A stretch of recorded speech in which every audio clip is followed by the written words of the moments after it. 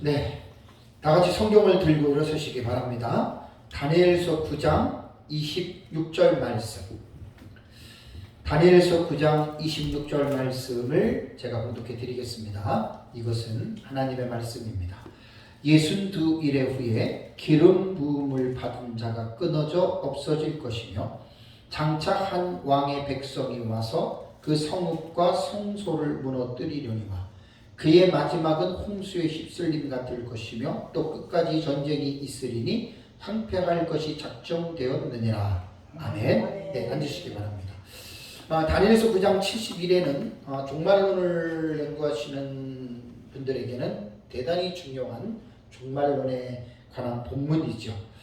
제 책에도 71에 대한 계시가 책 전반부에 한 100여 페이지 정도 다니엘서 9장에 나타난 71의 계시를 전반부에 제가 실어놨습니다. 그 이유는 제가 보는 요한계시록은 신학적인 입장으로 볼 때 구약성경 다니엘서 9장에 나타난 70일의 계시에 기초하고 있습니다. 제가 보는 요한계시록은. 그러니까 70일의 없이 요한계시록의 해석은 불가능하다라고 저는 그렇게 보는 것입니다. 그래서 요한계시록 주의 책의 일부에 제가 71의 계시를 내가 좀 정리해가지고 책 앞에다가 제가 집어넣습니다. 70일에 대한 계시는 다 설명할 수는 없고 26절에 보면은 마지막 부분에 보면은 또 끝까지 전쟁이 있으리니 그랬죠, 그죠? 자, 끝까지 전쟁이 있을 것이다. 제 책의 119페이지를 보시면 됩니다. 제 책 119페이지를 보시면 이제 끝까지 전쟁이 있으리니라고 이제 나온 이 부분에서 한 일에게 마지막까지 일어날 전쟁에 대해서 인류 종말에 일어나는 5대 전쟁이 있습니다. 5대 전쟁.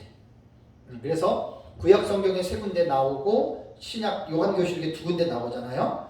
그러면 인류 종말에 나타나는 5가지의 전쟁이 있는데 이 전쟁이 그러면 언제 일어나느냐, 어떻게 일어나느냐, 이 부분을 정리하는 것도 여러분 대단히 중요합니다. 그래서 119페이지에 보시면 여기 끝까지 전쟁이 있으리니 라고 하는 말은 이제 여러분들이 읽어보시면 됩니다. 그래서 이제 다니엘서 9장 24절에서 71회에 계시는 마지막 한 일회를 남겨두고 계속해서 끝까지 이제 전쟁이 일어날 것이다 라고 하는 해석하는 차원에서 제가 이제 그 120페이지부터 쭉 뒤에까지 제가 이제 이 전쟁을 정리를 했습니다.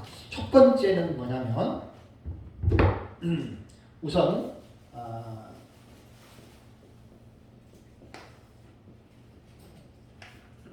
유브라데 전쟁. 유브라데 전쟁은 계시록 9장에 나오고요. 계시록 9장 아까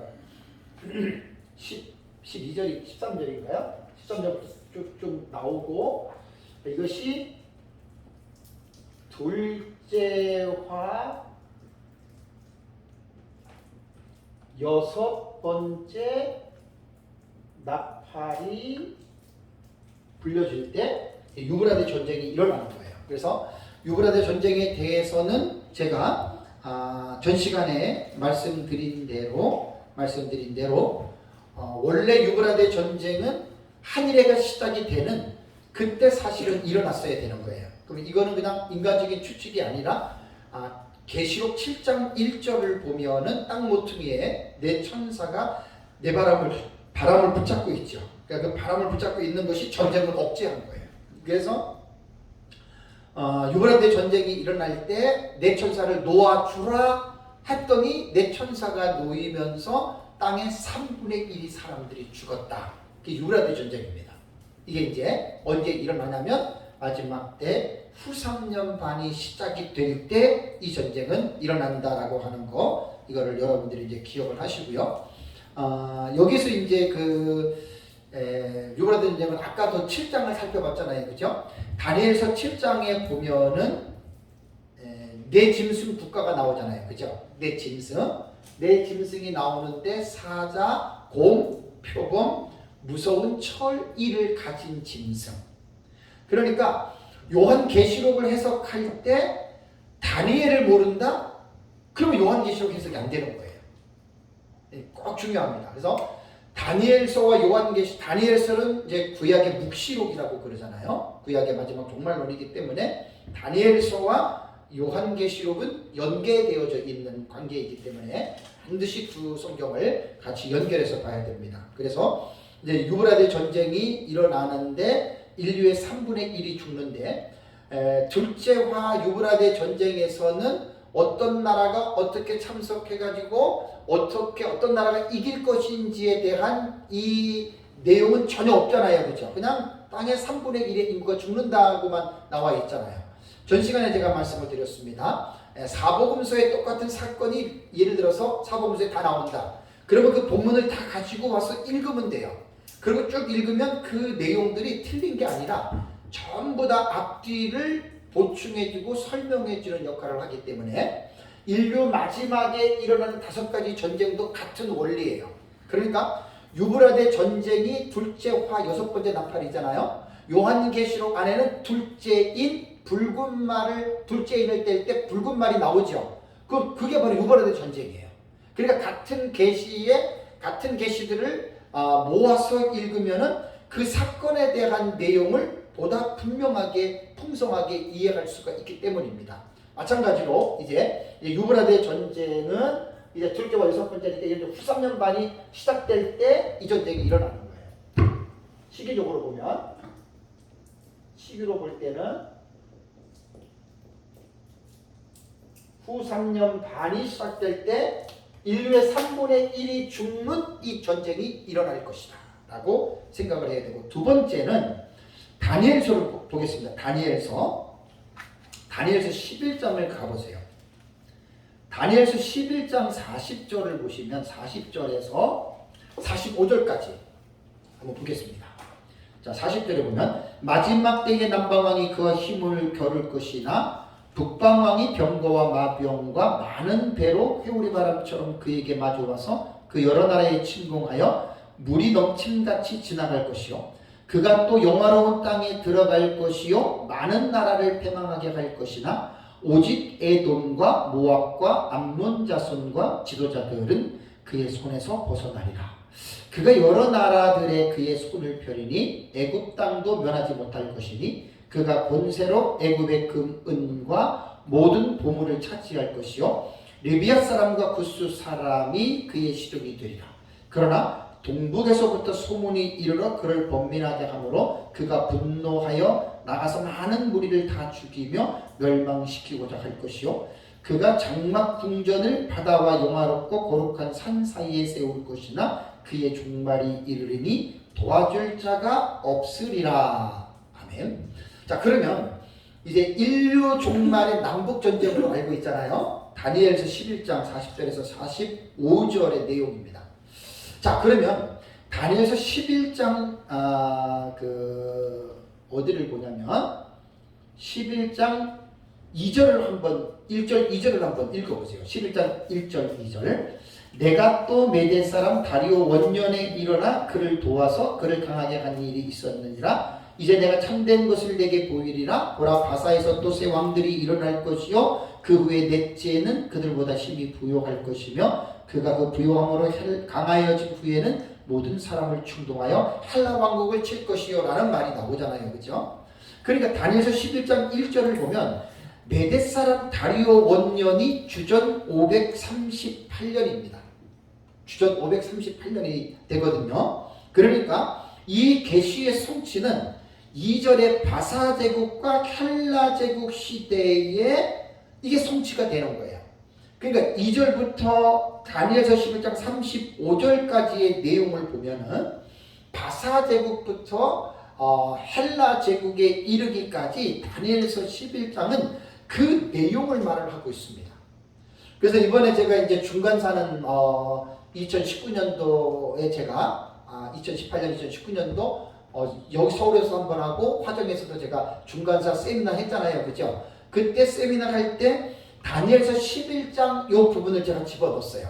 이제 중간사 책 나올 때 조금 더 보강해서 이제 다니엘서 11장 전체 주제가 나옵니다. 근데 조금 전에 읽은 40절에서 45절은 내용이 다릅니다. 왜냐하면 2절부터 39절까지는요, 다니엘서 11장 2절부터 39절까지는 헬라 제국 시대에 특히 안티오쿠스 4세 에피파네스 그 전후에 있었던 사건들이 다니엘서 11장에 나오는 이야기예요. 그래서 헬라 제국 시대에 안티오쿠스 4세 에피파네스 시리아 왕국의 그 왕조나 또 프톨레미 왕조에 대한 역사를 모르시는 분들은 다니엘서 11장을 읽어도 무슨 뜻인지 몰라요. 그래서 제가 중간사 강의할 때 이 부분을 그때 중간사 강의할 때 이 부분을 이야기를 했습니다. 그리고 중간사 세미나 때 기억나시죠? 헬라 제국 이스라엘 역사 해가지고 도표 만들고 크게 제가 이렇게 만들어가지고 3m짜리 붙여놨잖아요. 그게 그 도표 내용이에요.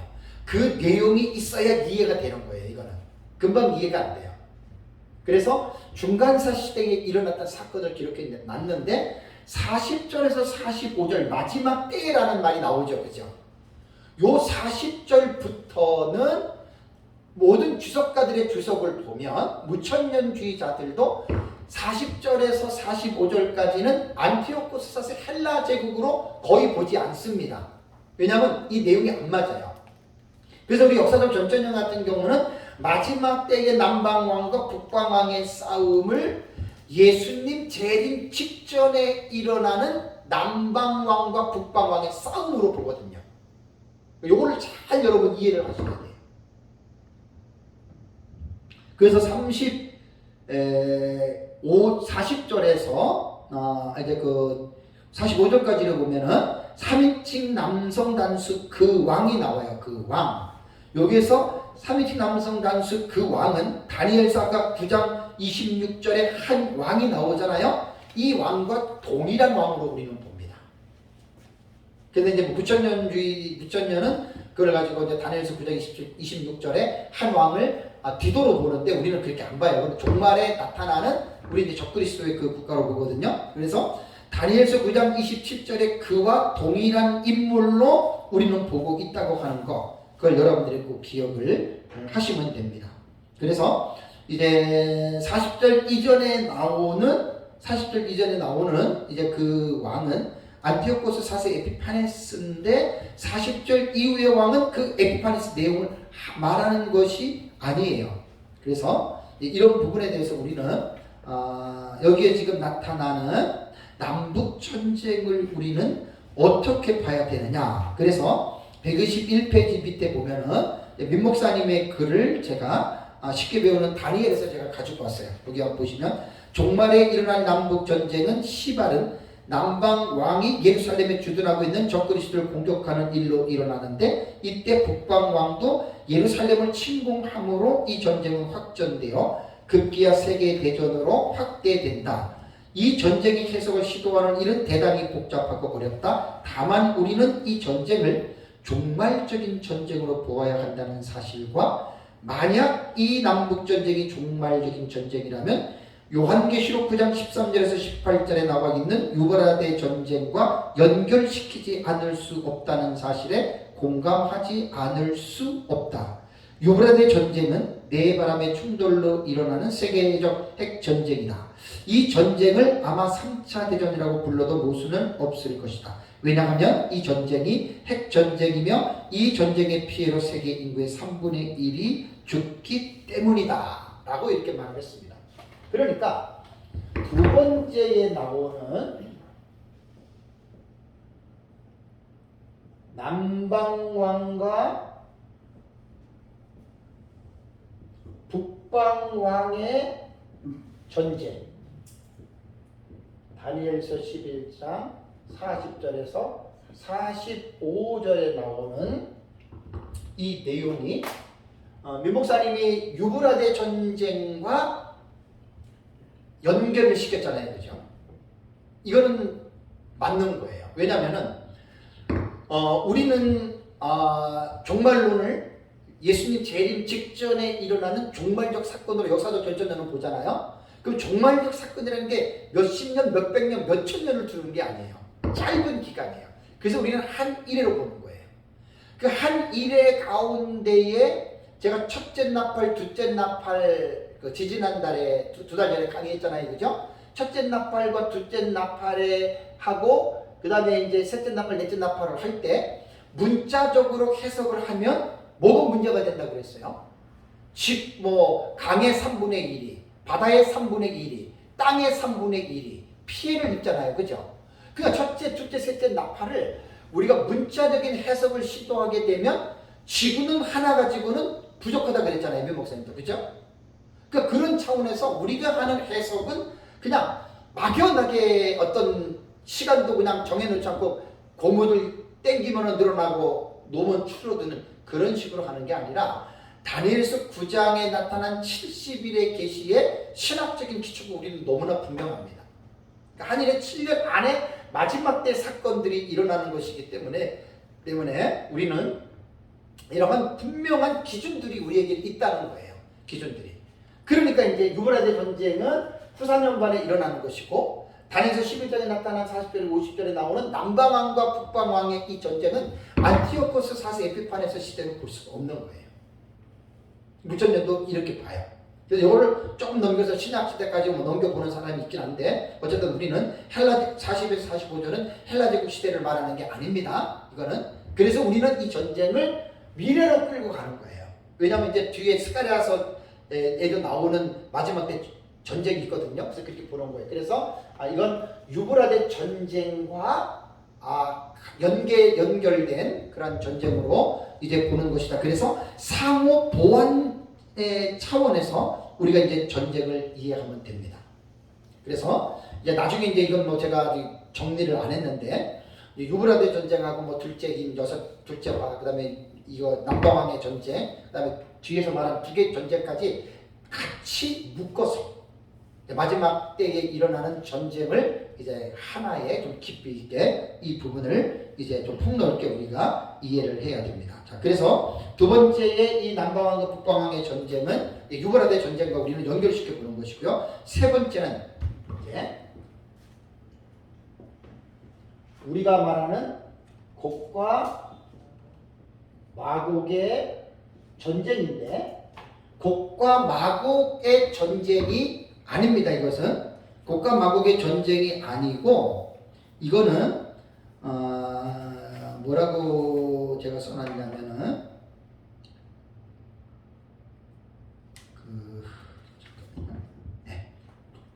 122페이지 보시면 됩니다. 자, 에스겔서 38장과 39장에 나타나는 거예요.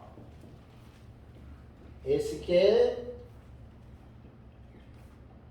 38장에서 39장에 이 지금 이제 우리가 흔히 말하는 곡과 마곡의 이제 전쟁인데 이거는 명칭을 새롭게 해야 됩니다. 그러니까 다음 책에 나올 때 이건 내가 좀 고치려고 그래요. 그런데 이 곡과 마곡의 명칭을 어떻게 정리해야 되냐면 에스겔 38장 1, 2절을 보면은 마곡은 역대상 1장 5절에 야벳의 아들 중 한 명이고 마곡은 한 민족을 언급하고 있습니다. 그래서 에스겔에서는 마곡이 북방 지역의 어느 한 지역에 속해 있는 나라이고 곡은 마곡이라는 지역에 속해 있는 두발 지역의 왕이에요. 그래서 마곡의 여러 나라에 영향력을 미치고 있는 대표적인 왕으로서 여러분 우리가 이제 이거를 봐야 됩니다. 그러니까 마곡 땅의 곡 이렇게 해야 돼요. 마곡 땅의 곡 이렇게 곡과 마곡의 전쟁이 아니고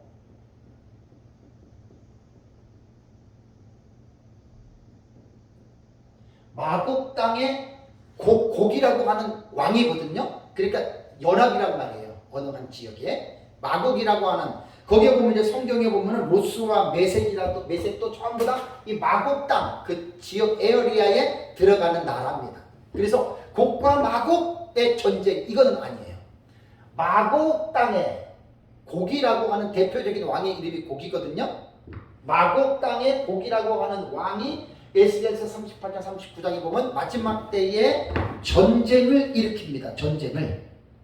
그래서 여기 보면은 에스겔 38장을 보면 곡이 북방의 왕들과 연합하여 이스라엘을 침공해요. 에스겔서에 보면은 이스라엘을 침공하는데, 그렇다면 마곡 땅의 곡을 중심으로 한 연합군이 이스라엘을 침공은 어느 때에 일어나는 사건입니까?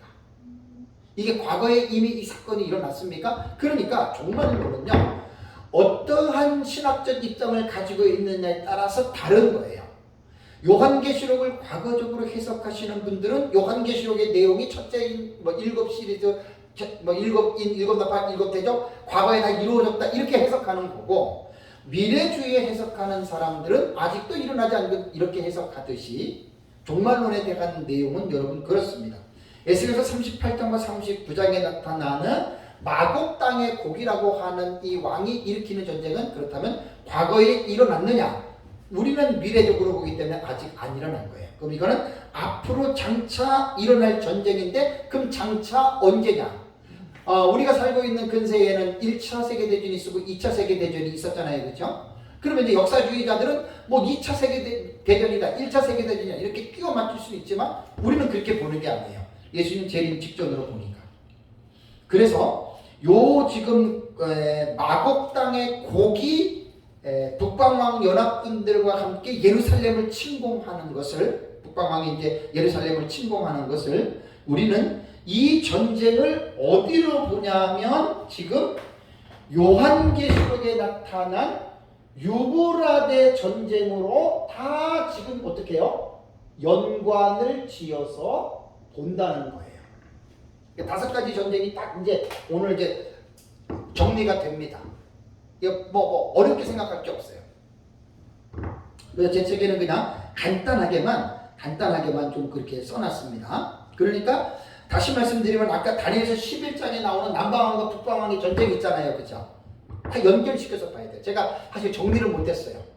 왜냐면 유브라데 전쟁하고 남방왕, 북방왕, 마곡당 또 스가랴서 14장에 나오는 전쟁이 전부 다 이게 다른 전쟁이 아니에요.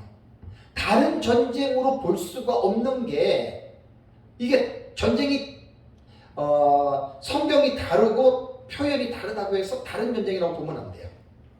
거의 같은 전쟁으로 이 부분들을 여러분들이 보셔야 됩니다. 그래서 유브라데 전쟁에서 우리가 확실하게 이해를 하고 있으면 후삼년반에 이게 4대 열강이잖아요. 4대 열강.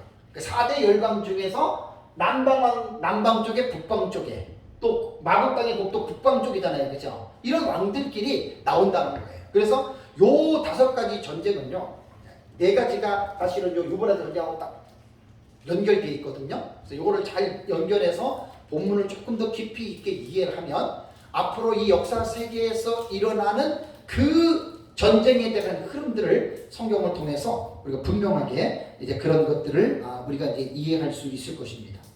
그래서 유브라데 전쟁은 사실은 뭐 남방왕이냐 북방왕이냐 그런 말은 없잖아요. 그죠? 그냥 전쟁이 일어나서 인류의 3분의 1이 죽었다 이거만 나오잖아요. 유브라데 전쟁은. 그러니까 이러한 전쟁들을 같이 믹서해서 다 한 본문 안에 집어넣어서 읽으면 분명히 남과 북의 전쟁의 구도가 갖춰져요. 예를 들면 뭐 요즘으로 말한다면 공산권과 민주권의 싸움이잖아요. 그죠? 북중러, 한미일 그런 거예요. 북쪽 러시아 쪽이 북방 쪽이고, 그죠? 미국은 우리는 남방 쪽이잖아요. 이렇게 보면 되는 거예요. 그러니까 이게 다 연결이 되어 있고 연관이 있는 거예요. 노바심에서 말씀을 드리면 이런 것들의 해석은 좀 신중해야 됩니다. 그러니까 세대주의자들이 이런 데는 두 손 두 발 다 걷고 나서요, 자기네들이 마치 전문가인 것처럼 그래가지고 막 그냥 확실히 정해지지도 않았는데 막 미리 설정해놓고 이게 이거다 이게 이거다 이렇게들 이야기를 하는데, 그렇게 하는 건 정말 위험합니다. 세대주의는 몇 발자국을 앞서 나가잖아요. 그래서 40년 전에 바코드가 나올 때 바코드가 666표다 그랬죠. 그 다음에 오바마 때에 그 베리칩 있잖아요. 그 베리칩도 666표라 그랬잖아요. 그리고 이제 최근에 백신도 666표라 그랬잖아요. 아니란 말이에요. 그러니까 극단적인 세대주의는 위험한 거예요. 뭐 징조만 하나 나타나면 그냥 두 손 두 발 걷고 자기네들이 전문가인처럼 막 성경을 끌어다가 막 해석을 하는데 정말 조심해야 됩니다. 역사적 전천년은 그렇게 해석하는 게 아니에요. 사실 제가 지금 가장 답답한 게 뭐냐면 역사적 전천년이 뭐예요? 이것 역사적 전천년이 이거다라고 정확하게 딱 선을 그어서 말해줄 사람이 제가 볼 때는 세계적으로도 거의 없다고 봅니다. 역사적 전천년과 세대주의는 지금 완전히 혼합이 돼 있어가지고 분간을 못할 정도예요. 근데 저는 역사적 전천년주의자로서 세대주의와 구분하지 못하면 큰일 납니다. 정확하게 세대주의와 역사적 전천년은 시기도 그렇고 내용도 그렇고 이걸 구분을 분명하게들 하셔야 돼요. 같은 점도 많고 비슷한 점도 많고 다른 점도 많아요. 그러니까 지금 말이 역사적 전천년이지 세대주의와 섞여 있으면서도 그냥 역사적 전천년이다 이렇게 말하는 사람들이 의외로 많아요. 더 충격적인 건 뭔 줄 아세요? 사이비 종말론자들도 전천년이래 자기가. 난 참 정말 진짜 이게 기가 막히고 너무 기가 막혀서요. 저 사람은 극단적인 세대주의자인데 자기는 역사적 전천년이래. 근데 이런 데라면 될 수 있어요. 여잔데 왜 그래서 뭐 공부도 많이 하고 있는데 아니에요. 무슨 역사적 전천년. 극단적 세대주의.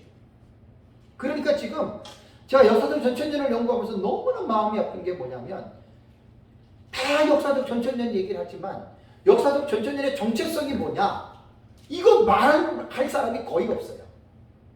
좀 부족하지만 그걸 내 나름대로 책에다가 넣고 이번에도 이제 요한계시록 독법 책에도 내가 분명히 쓸 거예요. 왜냐하면 정체성이 없으면 안 되거든요. 세대주의랑 섞어가지고 전천년 그러면은 아니거든요. 초대교부들이 전천년의 나이를 가졌고 근데 전천년은 아직도 정체성 없어요. 너무 넓어요. 정체성. 전천년. 이런 부분들을 여러분들이 잘 기억을 해야 됩니다. 그래서 마곡 땅의 이 곡도요. 마곡 땅의 이 곡도 북방왕이 남방을 치러 가는 거예요. 그러니까 북방왕이 예루살렘을 공격하는 겁니다. 그러니까 이제 유브라데 전쟁에서는 북방왕이 예루살렘을 공격했다 이런 말 없죠. 그죠? 3분의 1이 죽죠. 근데 다니엘서 9장 27절에는 분명히 여기에 보면은 그 한 왕의 백성이 예루살렘 침공하잖아요. 그죠? 그러면 이거는 벌써 우리가 딱 힌트를 얻으면 북방왕 쪽이에요. 그죠? 북방왕이 이제 예루살렘 침공하는 거예요. 그래서 이건 제가 아직 정리를 안 했어요. 그러니까 다니엘서 9장하고 오늘 살펴보는 5가지의 인류 종말의 전쟁을 사실은 이제 아마겟돈은 빼야 돼요. 아마겟돈은 전쟁의 양상이 달라요. 그거 빼고 4가지. 요것만 이제 잘 연결하면 마지막 때에 북방 쪽에서 예루살렘을 침공합니다. 그래서 침공하는데 이제 거기서 승자가 누가 되느냐? 다니엘서 7장에 보면은 4번째 짐승. 10뿔 가진 짐승. 그 짐승이 결국은 그 전쟁의 승리자가 되고 거기에서 적그리스도가 나오는 거예요. 그 무서운 처리를 가진 짐승, 10뿔 중에 작은 뿔 돋아나잖아요. 그게 적그리스도거든요. 그게 결국은 이 전쟁에서 승리자가 되는 거예요. 전쟁에서. 근데 이제 길지 않아요. 후삼년반 거기에만 잠깐 하다가 그냥 그게 이제 7번째 제국이 되는 거예요. 7번째 제국. 로마 제국 이후에 이제 마지막 이제 침공하는 승리하는 왕이 그게 이제 이미 다 나왔죠. 연합국가 10뿔. 그래서 이제 적그리스도가 거기서 나오고, 그래서 그 국가가 이제 7번째 왕이 되고, 이제 적그리스도는 왕 위의 순서로 볼 때는 계시록의 8번째입니다. 왜냐하면 7번째 왕은 열왕들이고, 열왕들을 작은 뿔이 일어나서 뽑아버리고 왕이 되니까 왕의 순서, 제국은 그 7번째 제국이 똑같은 제국인데 왕만 달라지는 거예요. 그래서 왕의 순위로는 8번째라고 말을 하는 거예요. 계시록에서. 이런 부분들을 정확하게 알고 있으면 쫙 이해가 이런 부분들이 이제 이해가 다 잘 됩니다. 그래서 다니엘서 7장을 꼭 잊어버리시면 안 되고 다니엘서 9장에도 이것도 여러분 이제 잊어버리면 안 됩니다. 그래서 요한계시록에 그러면 20장 8절에 나오는 곡과 마곡의 무리와 에스겔에서 지금 말하는 38장에 나오는 곡의 군대와는 연관이 있습니까? 없습니까? 그러니까 이걸 참 종말론을 하시는 분들이 이걸 연관을 시켜요. 에스겔 38장 39절에 마곡 땅의 곡이 천년왕국 끝나고 이게 이제 이렇게 침공한다는 거예요. 이게 말이 안 되는 거예요. 말이 안 되는 건데도 이제 종말론을 체계적으로 이렇게 알고 있지 않으면 그런 엉뚱한 소리들을 합니다. 왜냐하면 계시록 20장의 곡과 마곡의 무리는 그 나라를 말하는 게 아니에요. 천년왕국 백성 중에서 사단에게 미혹된 무리들 있죠. 그 사람들의 무리들을 곡과 마곡이라고 부를 뿐이지 이 에스겔 38장에 나오는 마곡이라고 하는 지역의 곡의 왕 그걸 말하는 게 그 왕을 말하는 게 아니란 말이에요. 전혀 다른 거예요. 뭐 이름만 갖다고 그냥 막 때려 붙여가지고 그냥 사람들이 막 종말론 연구한다는 사람들이 에스겔 38장의 곡과 마곡의 전쟁을 그게 이제 요한계시록 20장이 바로 그거더라고 말은 하는데 전혀 연관성이 없습니다. 전혀 연관성이 없습니다. 다음에 이제 스가랴 14장입니다.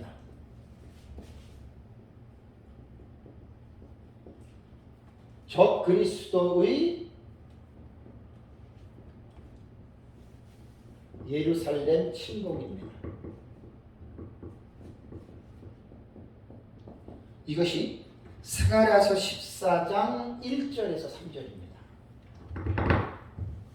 자, 스가랴서 14장 우리 1절과 3절을 이제 124페이지 성경을 제가 넣어놨습니다. 여호와의 날이 이르리라.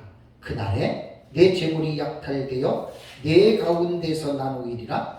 내가 이방 나라들을 모아 예루살렘과 싸우게 하리니 성읍이 함락되며 가옥이 약탈되며 부녀가 욕을 당하며 성읍 백성이 절반이나 사로잡혀 가려니와 남은 백성은 성읍에서 끊어지지 아니하리라. 그때에 여호와께서 나가사 그 이방 나라들을 치시되 이왕의 전쟁 날 싸운 것 같이 하시리라.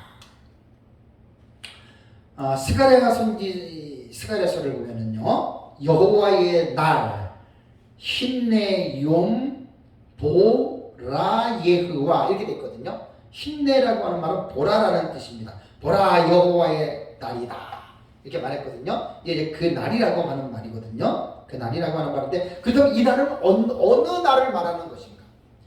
성경의 내용으로 볼 때 예루살렘을 지금 약탈당하고 예루살렘이 침공을 당해요.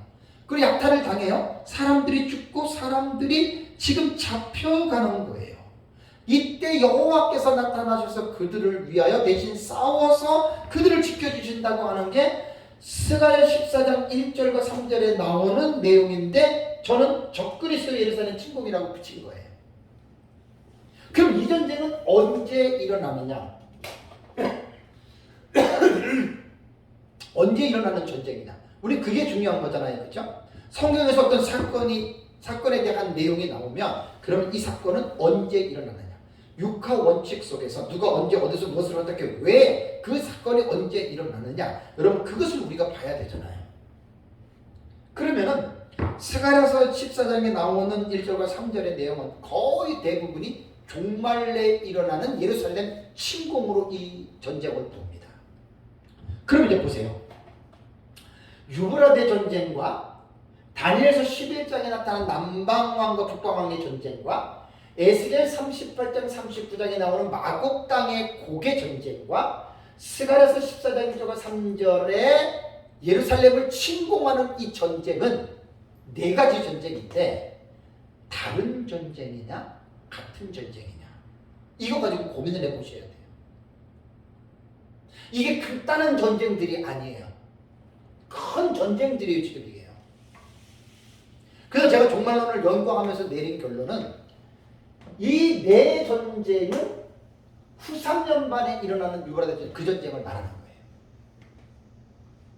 그래서 이제 다니엘서, 에스겔서, 스가랴서에는 이 요한계시록에 나타난 이 전쟁인데 전쟁의 양상과 모습을 다르게 표현한 거예요. 그래서 유브라데 전쟁을 여러분 우리가 정리를 하려면 이 세 가지 부분 다 깊이 있게 연구를 해야 됩니다. 그러면 유브라데 전쟁이 확실하게 보여져요. 거기다 이제 다니엘서 7장, 다니엘서 9장까지 집어넣어서 이 네 가지의 성경에 나타난 대전쟁이 이게 종말에 나타나는 전쟁이거든요.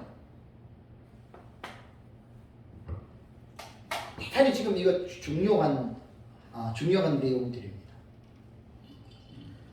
그래서 스가랴서 본문에 나오는 여호와의 날은 언제 이루어지는가라고 말할 때 이제 우리는 이것이 이제 종말의 전쟁으로 보고 이제 후삼연반이 시작될 때 유브라데 전쟁, 이 전쟁을 이제 말하는 것으로 우리는 봅니다. 그러면 다니엘서 9장 71에 26절에 아까 읽은 대로 한 왕의 백성이 와서 그 성읍과 성소를 무너뜨리려니와 요 다니엘서 9장 26절에 나오는 이 전쟁이 스가랴서에서 말하는 이 전쟁을 말하는 거예요. 그러니까 스가랴서에서 말하는 다니엘서 9장 26절에 나타나는 그 전쟁이 스가랴서에 나타나는 전쟁이라면 이 전쟁은 에스겔 38장에 나타난 마국 땅의 고 북방왕이 예루살렘을 침공하는 것이고 다니엘서 11장으로 볼 때는 여기서 북방왕과 남방왕 4대 열강이 함께 연합해서 이루어지는 전쟁이고 그 전쟁이 유브라데 지역에서 일어나는데 지상의 인구의 3분의 1이 죽는다. 이렇게 연결 지으면 깔끔합니다. 이해가 되시죠? 그죠? 이렇게 보는 게 가장 깔끔해요. 이거를 하나 전쟁을 따로 끊으면 언제 일어납니까 여러분 이 전쟁이? 이거 정리하는 거 되게 어려워요 사실 저거.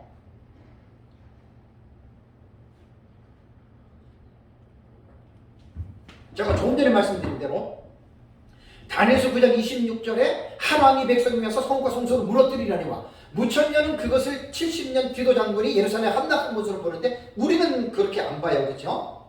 종말이니까. 그렇죠? 그러니까 다니엘서 71에서 나오는 그 전쟁이 바로 여기 스가랴에서 14장 1절에서 말하는 예루살렘에 들어와서 부녀들을 죽이고 이 전쟁으로 예루살렘에 싸우게 하리니 이방 나라들을 모아서 이방 나라들 복수입니다. 그래서 4대 열강을 우리는 보는 거예요. 4대 열강.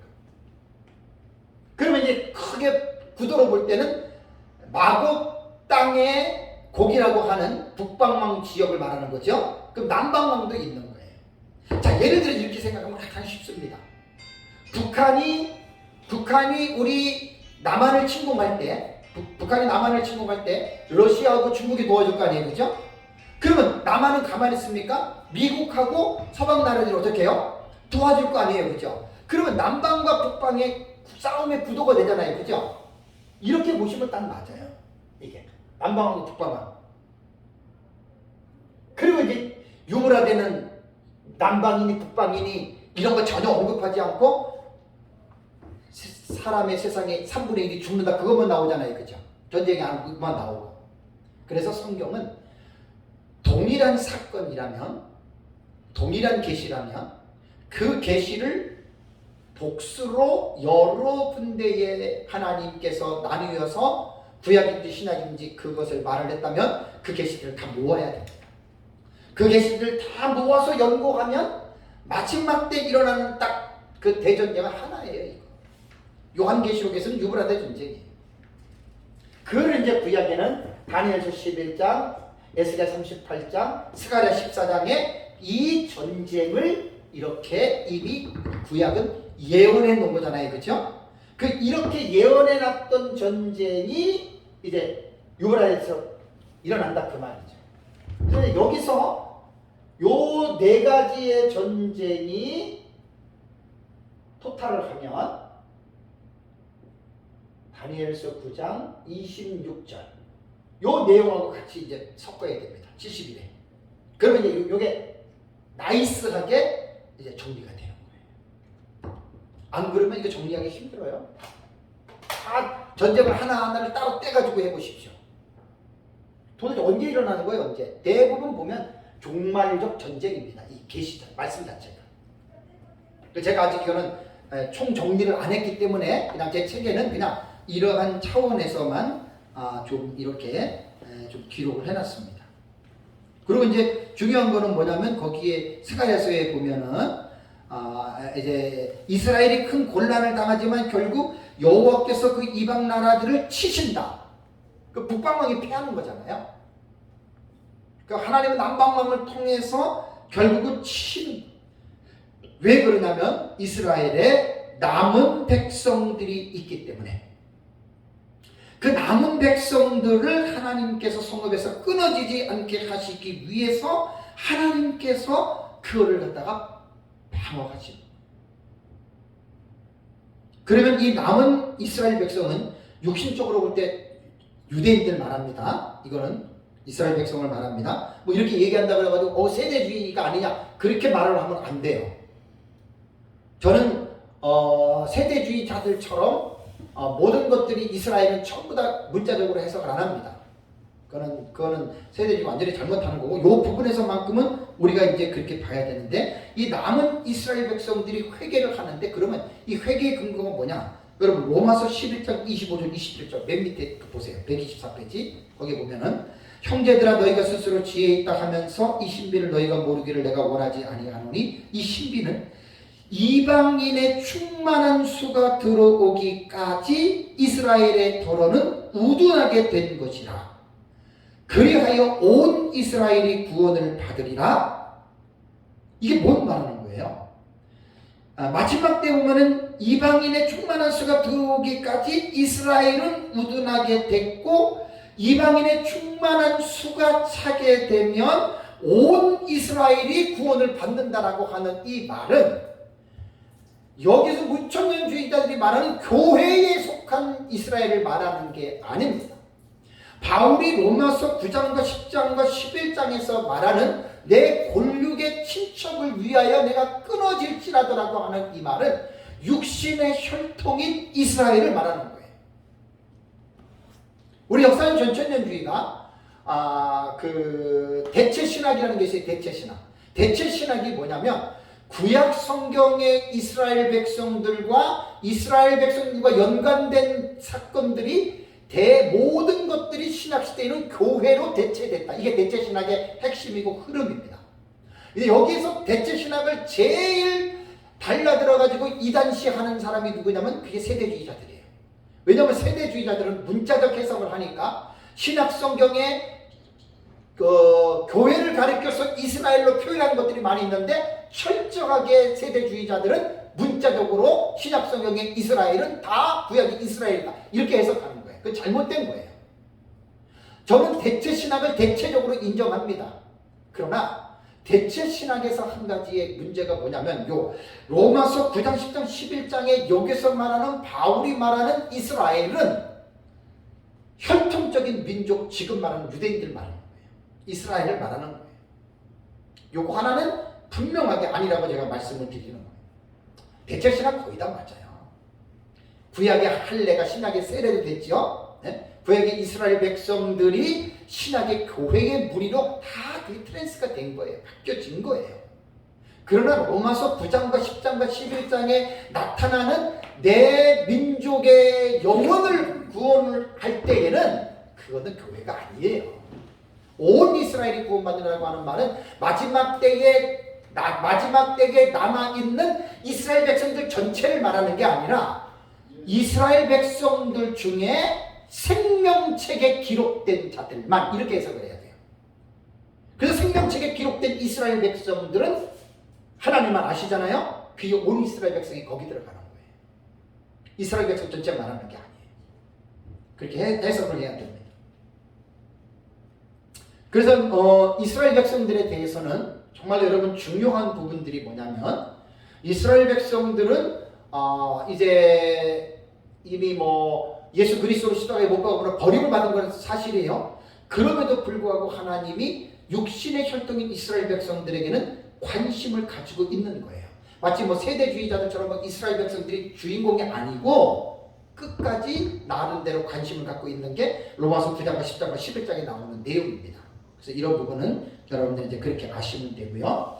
다음에 다섯 번째 성경에 나오는 전쟁이 뭐냐면 아마겟돈 전쟁입니다. 아마겟돈 전쟁은 16장 12절 16절이에요. 계시록 16장 12절에서 16절, 그 다음에 19장 11절에서 21절. 아마겟돈 전쟁 125페이지입니다. 자, 어떤 사람은 유브라데 전쟁과 아마겟돈 전쟁을 동일한 전쟁으로 봅니다. 이거는 같은 전쟁이다. 그 이유는 두 전쟁이 일어나는 배경에 유브라데가 언급이 됩니다. 계시록 9장 14절을 보면 유브라데 나오고 16장 12절 봐도 유브라데가 나오거든요. 그러니까 이 두 곳에 언급된 유브라데 강은 중동 지역에 있는 강은 맞습니다. 그러나 두 본문의 내용을 자세히 상고해 보면 두 전쟁은 각각 별개의 전쟁입니다.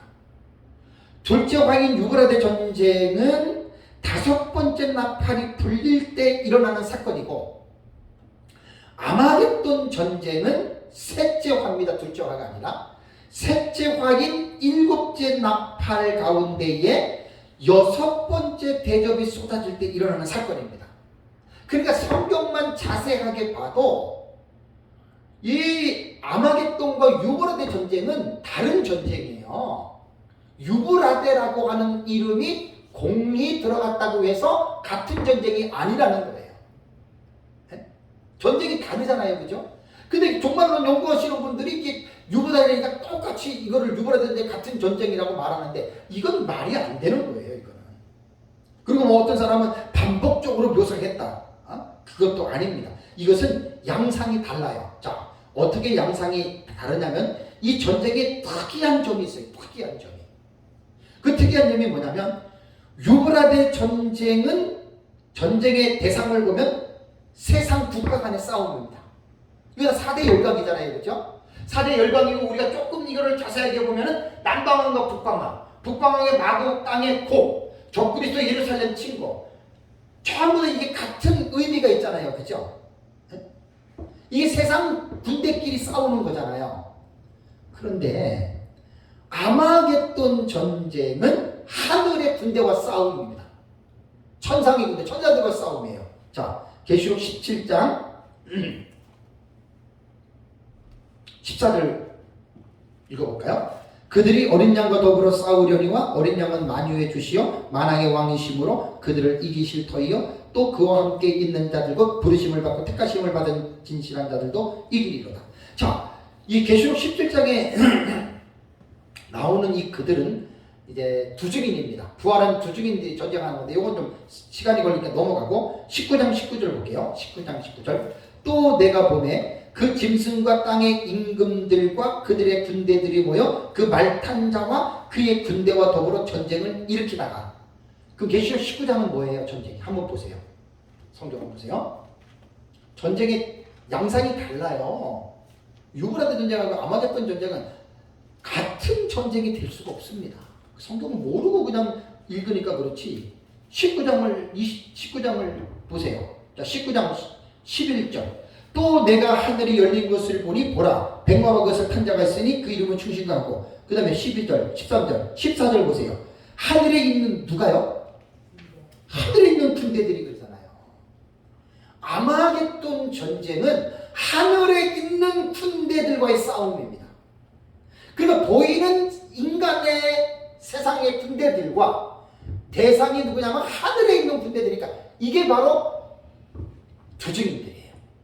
두 증인들이 1260일 사역을 마치고 죽지요. 3일 반 만에 부활하지요. 그리고 그들이 하늘로 올라가지요. 그리고 그들이 예수님 재림할 때 백마 탄 군대로 두 증인들이 내려오는 거예요. 그러니까 이 두 증인들은 부활체이기 때문에 영생체예요. 영생체입니다. 영생체. 그리고 예수 그리스도 어린 양과 싸우잖아요. 예수 그리스도와 싸움이에요. 그러니까 아마겟돈과 유브라데 전쟁은요, 이거는 말만 유브라데라고 하는 똑같은 지명이 들었다고 해서 같은 전쟁을 말하는 게 아니라는 거예요. 양상이 완전히 달라요. 아마겟돈하고 유브라데하고. 지상의 군대와 천상의 군대들이 합류해서 싸우는 장소가 유브라데라 그럽니다. 유브라데. 유브라데는 중동 지역에 있는 그 강이잖아요. 티그리스하고 메소포타미아 지역에 있는 유프라데스 강, 그쪽 지역을 말하는 거잖아요. 그러니까 어떻게 보면 이 아마겟돈은요, 19장을 여러분 계시록 19장 읽어보면 알겠지만 전쟁이 아니에요. 일방적으로 하늘의 군대가 어린 양의 입에서 나오는 말씀의 검으로 그냥 쳐서 그냥 죽이는 전쟁. 전쟁이나 할 것도 없어요. 심판이에요, 심판. 아마겟돈에 모여있는 그 지상의 군대들을 섬멸하는 거예요. 그리고 아마겟돈 전쟁은 제 주회책을 잘 보십시오. 잔치를 벌이잖아요. 전쟁의 잔치. 그리고 나서 거기에 전쟁에 참여하는 대상이 누구냐면은 새들이에요, 새들. 새들이 와가지고 다 사람들의 그 눈 빼먹고 다 지치대 파먹고, 그게 아마겟돈 전쟁입니다. 근데 여기서 한 가지 의문이 있습니다. 그럼 이 아마겟돈 전쟁에서요, 지상의 군대가 어떻게 천상의 군대와 싸울 준비를 했을까요? 이거 난제 풀어야 됩니다. 이거 난제 풀어야 돼요. 이게 난제예요, 난제. 어떻게 지상의 군대와 천상의 군대가 싸우는데, 어떻게 지상의 군대가, 천상의 군대는 지금 천국이잖아요. 그죠? 천사들이잖아요. 영들이잖아요. 근데 아마겟돈 전쟁은 천사들은 눈에 안 보여요. 부활한 두 증인들은 육체를 갖고 있어요. 예수님도 육체를 갖고 내려오십니다. 여러분, 예수님에 대해서 이거 꼭 아셔야 돼요. 자, 예수님 십자가에 죽으셨죠. 부활했지요. 하늘 올라갔죠. 예수님 지금 어떻게 계세요, 천국에? 영으로 계세요? 아니면 부활한 몸으로 계세요? 부활한 몸으로 계시는 거예요. 예수님은 영원토록 부활한 육체를 가지고 영원토록, 성자 예수님은 그렇게 사시는 거예요. 지금 하늘나라에 영도 있지만은 그분이 인간의 육신을 입은 부활체로서 예수님 지금 존재하는 거예요. 그 모습으로 예수님 재림하시는 거예요. 그러니까 모두가 보는 거죠. 그리고 예수님 따라서 하늘의 군대들이 내려오는 것은 두 증인들도 죽었다가 살아난 첫째 부활자잖아요. 첫째 부활자? 눈으로 보는 거예요. 그럼 어떻게 그러면은 지상의 군대가 천상의 군대와 싸울 생각을 했고, 어떻게 그 싸움 장소 유브라데를 갖고 어떻게 천상의 군대가 그 군대를 물리쳤을까? 이거 웬만해서 풀기 힘들어요. 민목사님 책에 나옵니다. 이런 건 기가 막힌 겁니다. 다 뭐 민목사님한테 배운 거 제가 정리를 한 거니까. 자, 그러면 126페이지를 보세요. 민목사님 책에 나온 거 말씀을 드릴게요. 자, 이제 어쨌든 지금 예수님 재림이 가까워 오면, 자, 벌써 유브라데 전쟁이 일어났죠, 그죠? 93년간 막 지금 엄청난 지금 뭡니까? 첫째 대접, 둘째 대접, 다섯째 대접까지 쏟아졌죠, 그죠?